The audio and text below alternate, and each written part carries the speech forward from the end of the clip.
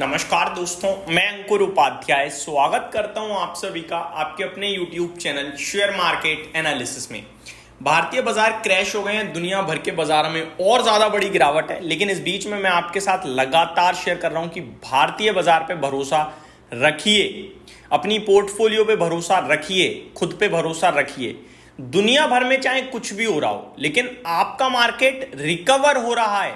एक तरफ अमेरिका में डाउ जोन्स लगातार 2 दिन 5-5% क्रैश होने के बाद आज भी डाउ फ्यूचर्स 1100-1200 पॉइंट्स नीचे दिख रहे हैं। ऐसे में भारतीय बाजार आज गिरने के बाद रिकवर हो रहा है। अगर मैं नीचे से काउंट करूं तो निफ्टी करीब करीब 400 पॉइंट से ज्यादा रिकवर हो चुका है। जी हां, आज का लो 21,743 का है और करंटली निफ्टी ट्रेड कर रहा है 21,176 पे। अराउंड 430 पॉइंट्स की रिकवरी हो गई है भाई साहब निफ्टी में, यानी कि परसेंटेज टर्म्स में 0.2% तो रिकवरी आ गई है। सुपर यार, तालियां। सेंसेक्स 2180 पॉइंट नीचे है, लेकिन रिकवरी की बात करूं अगर मैं तो लगभग 1000 पॉइंट्स तो रिकवर हो चुका है भाई साहब। बैंक निफ्टी 3% नीचे है स्टिल, मिड कैप इंडेक्स 3.5% नीचे और स्मॉल कैप इंडेक्स 0.4% नीचे है। ये भी लगभग 1.5 से 1% तक रिकवर हो चुके हैं। अब एक बार ग्लोबल मार्केट्स का हाल बताऊंगा, क्योंकि तभी तो आप कंपेयर कर पाओगे कि हम लोग आउट परफॉर्म कर रहे हैं। उसके बाद बाकी की बातें। एशिया से शुरू करते हैं। जापान 7.83% घटकर आज बंद हुआ है। शंघाई 7.34% घटा है। हैंगसेंग ने तो दम तोड़ दिया भाई साहब, 13.25% नीचे। हांगकांग गए हो। कॉस्पी 5.5% नीचे और निफ्टी 0.4% नीचे ट्रेड कर रहा है। तो बढ़िया है भाई साहब as compare to others. Malaysia 4% गया और ताइवान गया 10%। ठीक है, एशिया खत्म। अब आते हैं यूरोप पे। फिटसी करंटली 5% नीचे है और डेक्स करीब करीब 6.5% नीचे है और कैक भी 6.5% नीचे है। अब आ जाते हैं अमेरिका पे। अमेरिका के मार्केट्स आपको फ्राइडे का दिख रहा है बहुत भयंकर टूटकर बंद हुए हैं। डाउ फ्यूचर्स की तरफ नजर डालते हैं। करंटली डाउ फ्यूचर्स 1300 पॉइंट्स नीचे हैं, एक बार फिर 3.5% नीचे दिख रहे हैं। नेस्डेक फ्यूचर्स 4% नीचे दिख रहे हैं। S&P 500 फ्यूचर्स 0.4% नीचे दिख रहे हैं। तो बहुत खराब सिचुएशन है। अब भारतीय बाजार कर रहा है रिकवर, तो यहां पे तो आपको थोड़ा सहारा मिल गया। अब आता हूं कि गिरावट आज जो डाउ फ्यूचर्स दिखा रहे हैं, क्या इतना गिरेंगे? प्रोबेबिलिटी है भी और नहीं भी, 50-50 है। मैं ऐसा इसलिए कह रहा हूं, 4 दिन हो गए गिरते गिरते, गिरावट ज्यादा हो गई ये नहीं कह रहा, ये कह रहा हूं ट्रम्प साहब ने कुछ बोला नहीं है। अच्छा हो सकता है आज शाम को जब बाजार खुले और ट्रम्प साहब कमेंट्री में कुछ पॉजिटिव बोल दें, पॉसिबिलिटीज है भाई साहब। और अगर ऐसा हुआ तो शूट करेगा मार्केट। ये जो 1300 पॉइंट नीचे दिख रहा है, पता चले 500 पॉइंट ऊपर है। ये वीडियो सेव कर, रिकॉर्ड कर लो ये चीज।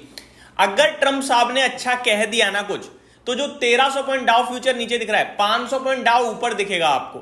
अगर नहीं अच्छा कहा तो फिर तो हम देख ही रहे हैं गिरावट। ठीक है, तेजी की बात नहीं कर रहा, लेकिन मैं एक प्रोबेबिलिटी बता रहा हूं। ये सब किस पे चल रहा है? अमेरिका पूरा का पूरा बाजार चल रहा है ट्रम्प साहब के एक कमेंट पे।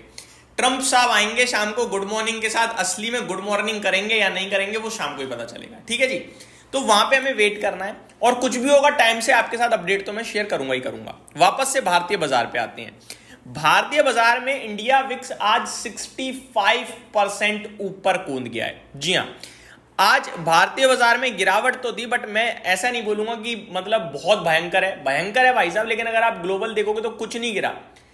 जो बाजार में है दुनिया भर में बड़े बड़े ब्रोकरेजेस, उन्हें ये चीज हमसे ज्यादा अच्छे से समझ में आ रही है कि यूएस तो प्रॉब्लम में है, लेकिन इंडिया के लिए तो अपॉर्चुनिटी ही अपॉर्चुनिटी है, निवेश करना चाहिए। तो निवेश करने अगर वो यहां आएंगे तो फंड वापस आएगा। अब ये 1-2 दिन तो देखो हम सब फॉलो करेंगे एक दूसरे को, लेकिन 2-4-10 दिन बाद तो हमें चलना होगा ना अपने स्ट्रेंथ पे और अपनी वीकनेस पे। तो अमेरिका वीक है, हम नहीं है वीक भाई। ऊपर से मैंने आपके साथ मॉर्निंग में कहा था कि अगर आज गलती से 21,750 के करीब यहीं से घूम गया बाजार तो डबल बॉटम की कंफर्मेशन भी हो सकती है। उसको कहना बड़ा जल्दबाजी है। अभी भी यही कहूंगा, जल्दबाजी होगी तो नहीं कह रहा हूं मैं, लेकिन आप जरूर ध्यान रखिएगा। निफ्टी पे नीचे से 400 पॉइंट तो घूम गया है, अगर और ऊपर गया तो मजा आ जाएगा, लेकिन ये कहना बड़ा मुश्किल है कि और ऊपर जाएगा या नहीं जाएगा, क्योंकि ग्लोबल लेवल पे कहीं से कहीं तक कोई सहारा नहीं दिख रहा है अभी। बस यही एक दिक्कत है। आगे बात करते हैं दोस्तों कुछ और बड़ी खबरों के बारे में। चाइना की तरफ से बहुत बड़ी खबरें आ रही हैं, जिसके बारे में मैं आप सभी के साथ डिटेल में बात करूंगा। चाइना के मार्केट्स गिरने के बाद ब्लूमबर्ग कह रहा है कि हो सकता है चीन जो है वो एक फंड लॉन्च कर दे इस मार्केट को स्टेबल करने के लिए, पहली बात। दूसरी बात, चीन क्या क्या कर सकता है, जो इस समय उठापटक या अनसर्टेनिटीज हो गई है टैरिफ की वजह से, उसको टैकल करने के लिए स्टिमुलस ला दे, आर्थिक पैकेज आ जाए।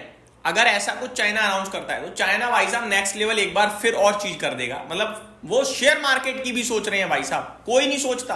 ट्रम्प साहब तो कह रहे हैं मुझे फर्क नहीं पड़ता, भारत के मार्केट में किसी को कोई फर्क नहीं पड़ रहा, वो तो टैक्स और लगा देते हैं, लोकल लो क्या करोगे। लेकिन चाइना अगर ये सोच रहा है तो फिर बड़ी बात है भाई साहब कि हम मार्केट को, शेयर मार्केट को स्टेबल करने के लिए फंड लॉन्च कर सकते हैं। तो ये सारी चीजें अपने आप में बहुत बड़ी बातें हैं भाई साहब चाइना की तरफ से।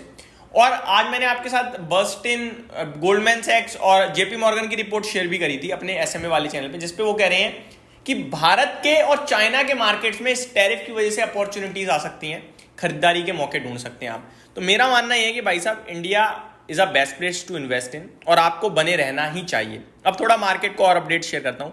आज करीब 19-20 लाख करोड़ का लॉस आ गया है निवेशकों को। आई थिंक रिकवरी में थोड़ा कम हो गया, वापस से टूट गया, नहीं रिकवरी हो रहा है अभी तो। आगे मेटल क्षेत्र 7.5% आज सबसे नहीं 6.25% नीचे है। मैं बता रहा हूं अगर चाइना में स्टिमुलस आया तो मेटल भाग जाएगा, क्योंकि मेटल का बड़ा लेना देना है भाई साहब चाइना से। प्लस जैगुआर लैंड रोवर के लिए भी फायदा होगा, टाटा मोटर्स से, यानी कि क्योंकि उनका भी बड़ा लेना देना है चाइना से। आगे रियल एस्टेट में 6% की गिरावट थी, मीडिया ऑटो सब नीचे था, लाल ही लाल है भाई साहब, क्या बात करूं, वही रिपीट हो जाएगा एक तरीके से। निफ्टी में एक शेयर हरे में आ गया भाई साहब, हिंदुस्तान यूनिलीवर। कौन सी कैटेगरी का है ये? एफएमसीजी। क्या कह रहे हैं हम लगातार आपसे कि 3-6 महीने का व्यू है, तो भैया एफएमसीजी, भारत से रिलेटेड बैंक्स, फाइनेंशियल्स, इन्हीं पे फोकस कर सकते हो आप। सीमेंट हो गया, इंफ्रा हो गया, क्योंकि बाकी सब तो अगर टैरिफ में आ गई चपेट में चीज तो फिर वो टूटनी है भाई साहब। और अगर बिजनेस पूरा ही यूएस में है तो उसे 6 महीने छोड़ ही दो तो ज्यादा बेटर है। यही समाप्त करता हूं इस वीडियो को। उम्मीद करता हूं डिटेल्स पसंद आई होंगी। Thank you so much for watching this video. जय हिंद दोस्तों।